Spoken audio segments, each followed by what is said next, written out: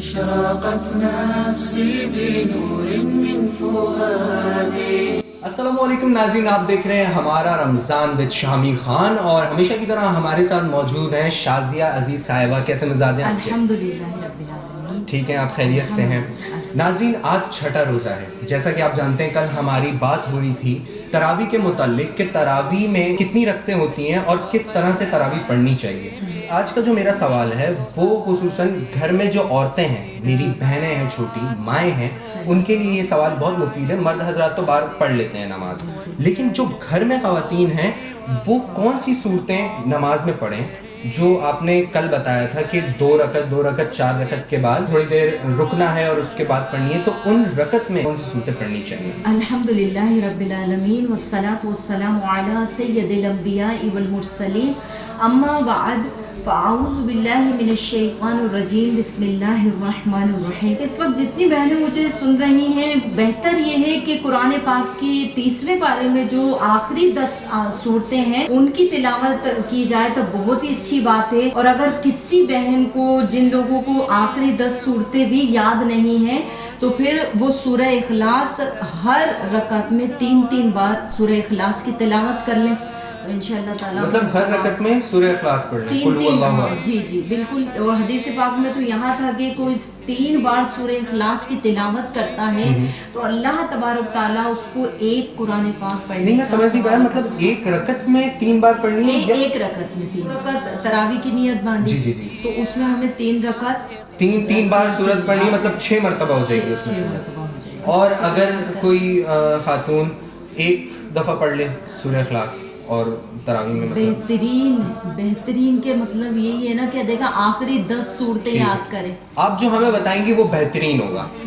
نیچے والی باتیں ہی نہیں کرنی کی. ایک صورت بہترین چیز یہ ہے کہ آپ 3 دفعہ سورہ وہ دیکھیں. ہمیں اب ایک مثال میں آپ کو دیتی ہوں. چلیں ٹھیک ہے، ہم شاپنگ کرنے کے لیے جاتے ہیں، اچھی سے اچھی چیز پسند آتی ہے نا، دل کی آرزو ہوتی ہے کہ ہم یہی چیز خریدیں. ہاں بالکل. پھر ہم نماز دین کے معاملے میں بھی یہی ہونا چاہیے کہ بہترین سے بہترین عمل ہمارا جب جائے افضل عمل جائے. اچھا، دوسرا سوال بڑا اہم ہے شازیہ عزیز صاحبہ کہ تراویح کا وقت جو ہے کب سے کب تک ہوتا ہے؟ اچھا، تراویح یہ بہت اہم سوال ہے. تراویح کا وقت عشاء کے فرض پڑھنے کے بعد سے لے کر صبح صادق تک. ہاں، عشاء کے فرض پڑھنے. اور اگر ہم نے عشاء کے فرض پڑھنے سے پہلے تراویح کی نیت باندھی تو تراویح ہوگی. فرض نماز پڑھنا پہلے فرض نماز پڑھیں گے، اس کے بعد ہمیں تراویح ادا کرنی ہے. اچھا، جو عورتیں خواتین گھر پہ ہوتی ہیں کیا وہ تراویح کی جماعت کرا سکتی ہیں جیسے مسجد میں ہوتی ہے؟ یہ ہے کہ ہمیں جماعت کی نیت انفرادی پڑھنا ہے. حدیث پاک میں انما الاعمال بالنیات، اعمال کا دار و مدار نیت پر ہے. ٹھیک ہے، ایسا ہوتا ہے بعض گھروں میں آگے امام بن کے کھڑی ہو جاتی ہے تو امامت تو ہے ہی نہیں نا. خواتین جنازہ نہیں پڑھا سکتی، امام نہیں بن سکتی. ٹھیک ہے، تو اس طرح کسی مرد کے پیچھے تو پڑھ سکتی ہیں نا، مطلب جیسے مرد ہے اس کے پیچھے. یہ چیزیں حضرت عمر کے دور میں منسوخ کر دی گئی. اچھا، یہ اب نہیں ہے؟ اب نہیں ہے. پہلے حضرت عمر کے دور میں تھا کہ عورتیں نماز پڑھنے مسجد جاتی. جی. پھر وہ ایک واقعہ ہو گیا تھا کہ بے پردگی کا. ٹھیک ہے، تو پھر اس طرح اس چیز کو روک دیا گیا. تو آج تک کچھ حضرت عمر نے پابندی لگا دی تھی. بعض جگہوں پہ ٹھیک ہے اگر مسجد میں خواتین اپنے مرد حضرات کے ساتھ، کیونکہ سعودیہ میں خانہ کعبہ میں بھی تو ایسا ہوتا ہے لیکن وہ کہ مردوں کے پیچھے نہیں. ان کے لیے مسجد نبوی جو ہے وہ بہت بڑی. ٹھیک ہے، اگر اندر مردوں کی جماعت ہو رہی ہے تو صحن میں عورتیں پڑھ سکتی ہیں، کوئی حرج نہیں ہے اس میں، اسی امام کے پیچھے. اگر ہماری مسجدوں میں بھی اس طرح کا کوئی انتظام ہے کہ وہ اپنے بیٹے کے ساتھ جاتی ہیں، اپنے بھائی کے ساتھ جاتی ہیں، اپنے شوہر کے ساتھ جاتی ہیں، تو پھر یہ کہ پردے کا ایک الگ انتظام ہو، قرآن کی آواز ہمارے کانوں میں آ رہی ہو تو ہم ادا کر سکتے ہیں، لیکن یہ کہ مردوں کے ساتھ نہیں. ٹھیک ہے شازیہ صاحبہ، یہ بہت اچھی بات آپ نے بتا دی. کل آپ نے جانا تھا کہ تراویح پڑھنے کا طریقہ کیسا ہے. آج آپ کو پتہ چل گیا ہوگا کہ کون سی صورتیں پڑھنی چاہیے اور کیسے. تو اب یہ سب پڑھنے کے بعد آپ کے کیا فضیلت ہے اس کی، یہ بتانا بھی بہت ضروری ہے تاکہ ایک انٹرسٹ پیدا ہو. جب ایک چیز کا پتہ ہوتا ہے کہ اس کے بعد ہمیں یہ ملے گا تو اس چیز کا انٹرسٹ ڈیولپ ہو جاتا ہے مزید. تو ہمیں یہ آپ ضرور بتا دیں کہ تراویح پڑھنے کی فضیلت کیا ہے. فضیلت تو بہت بڑی ہے. اللہ کے رسول صلی اللہ علیہ وسلم نے خود بھی تراویح ادا فرمائی اور اس کو خوب پسند فرمایا. چنانچہ صاحب لولاک صلی اللہ علیہ وسلم کا فرمان عالی شان ہے کہ جو ایمان اور طلب ثواب کے سبب رمضان میں قیام کرے اس کے اگلے پچھلے گناہ اللہ تبارک تعالیٰ بخش دیتا ہے. تراویح کی یہ فضیلت.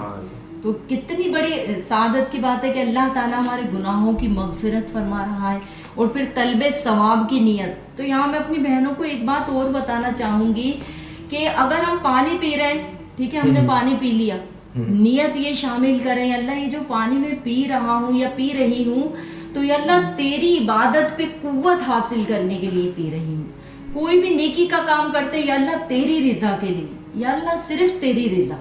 تو دیکھیں اس ثواب تو مل جائے گا لیکن ثواب میں اضافہ ہو جائے گا, پھر اللہ کی رضا بھی تو شامل. اچھا, آپ نے ایک بات کہی کہ تراویح جب پڑھتے ہیں سال میں 12 مہینے میں ایک دفعہ آتا ہے, تو جب ہم تراویح پڑھتے ہیں ہمارے 11 مہینے کے گناہ معاف ہو جاتے ہیں. تو اگر کوئی ایسی نیت سے گناہ کر رہا ہو سال بھر کہ بھائی ابھی رمضان آنے والا ہے میں تراویح پڑھوں گا میرے تو سارے گناہ معاف ہو جائیں گے, تو اس کے لیے کیا ہے بھائی؟ یہ دیکھیں ہمارے اسلام میں کفر کے نزدیک ہے.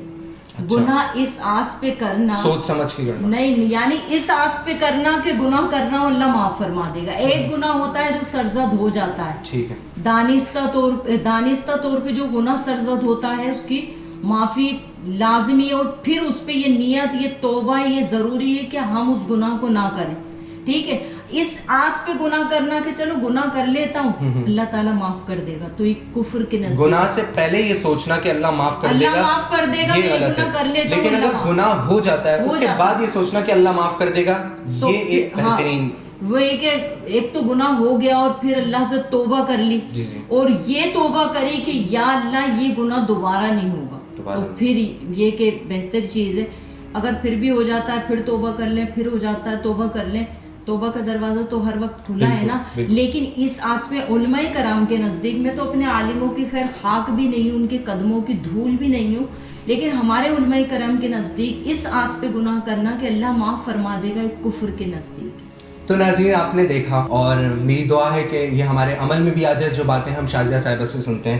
شازیہ صاحبہ بہت شکریہ, آپ ہمارے شو میں آئیں. اپنا خیال رکھیے گا, بہت زیادہ اپنے پیاروں کا خیال رکھیے گا. اللہ حافظ.